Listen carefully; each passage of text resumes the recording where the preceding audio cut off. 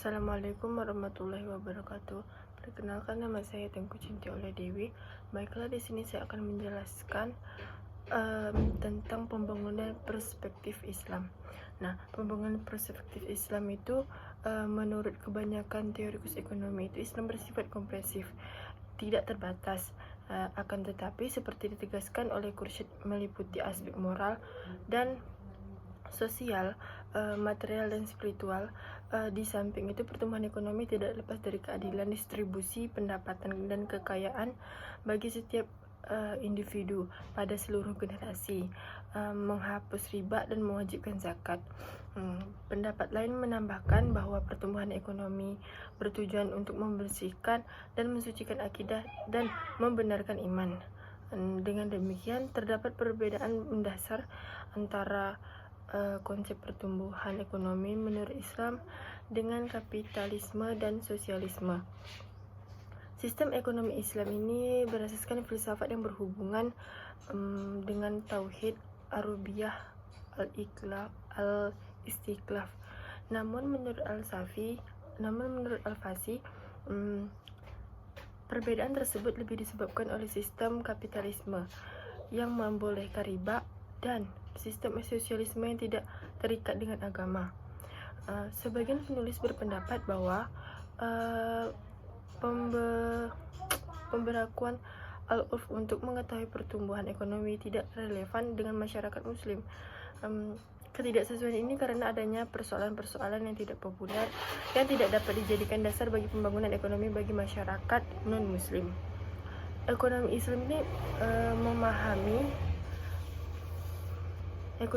ini memahami konsep pembangunan ekonomi dari beberapa ayat dalam Al-Quran, yang artinya itu, dialah yang menjadikan bumi untuk kamu yang mudah dijelajahi, maka jelajahi di segala penjurunya dan makanlah sebagian dari rezekinya, dan hanya kepadanya lah kamu dibangkitkan kembali setelah dibangkitkan. Ayat ini mengandung makna wujud al-infak, kewajiban mengeluarkan biaya dan membangun fasilitas yang mendukung keberhasilan kewajiban tersebut. Nah, selanjutnya itu teori pembangunan Ibnu Khaldun. Ibnu Khaldun itu membangun sebuah model yang dapat menjelaskan maju dan mundurnya peradaban atau pembangunan dan kemunduran ekonomi.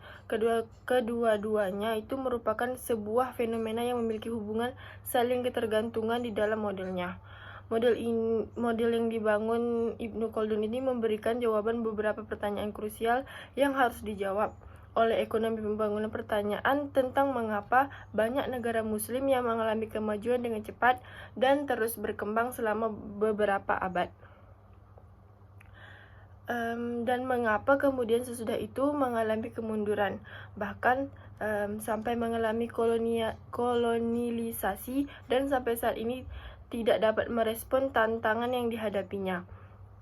Ibnu Khaldun itu mencoba menjelaskan secara ilmiah prinsip-prinsip yang mengatur jatuh dan bangunnya suatu dinasti, negara atau peradaban di dalam bukunya yang berjudul Muqaddimah.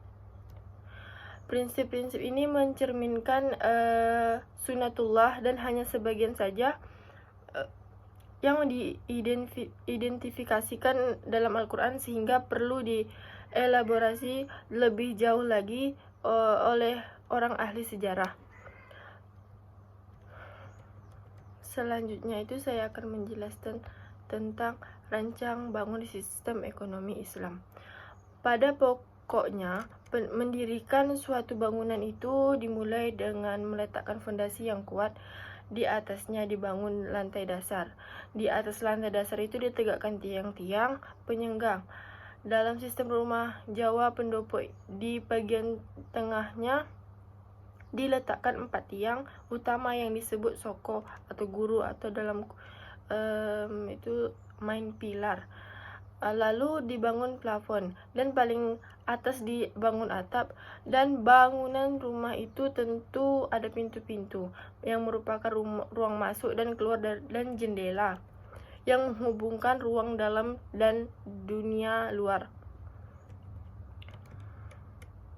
Sudah barang tentu masalahnya bagaimana menginterpretasi bangunan rumah atau gedung itu dengan bangunan ekonomi yang sifatnya itu abstrak. Interpretasi itu adalah material atau bahan-bahan bangunan. Dalam ekonomi Islam itu bahan bangunan itu adalah ajaran Islam yang bersumber dari Al-Quran dan Sunnah, serta tradisi pemikiran yang telah dikembangkan oleh para ulama.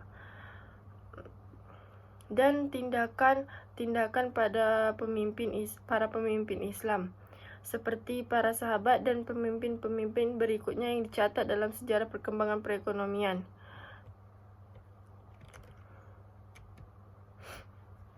Ekonomi Islam itu adalah praktik kegiatan ekonomi yang dilakukan oleh Nabi dan para sahabatnya. Bahkan telah terbit sebuah buku mengenai praktik ekonomi yang ditegakkan oleh Abu Bakar, Khalifah Umar bin Khattab, dan pandangan-pandangan seorang sahabat penting seperti Abu Dzar Al-Ghifari yang dijuluki pelopor sosialis Islam. Dari pandangan itu nampak dua elemen bangunan ekonomi Islam, yaitu elemen normatif dan elemen historis.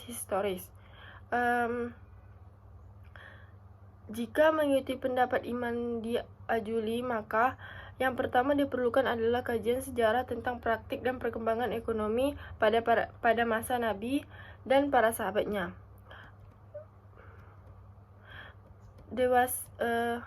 Dalam praktik pengetahuan mengenai ekonomi Islam lebih didasarkan pada kajian para pemikir ulama seperti Abu Yusuf, Abu Ubaid, Ibnu Rus, Al-Ghazali, dan Ibnu Taimiyah. Namun yang berkembang menjadi arus utama adalah kajian ekonomi fikih yang menghasilkan ekonomi hukum yang menjadi fondasi ekonomi syariah dewasa ini, yang memfokus kepada ekonomi keuangan dan perbankan yang mengandung nilai instrumen yang tinggi. Mungkin sekian dari saya. Wassalamualaikum warahmatullahi wabarakatuh.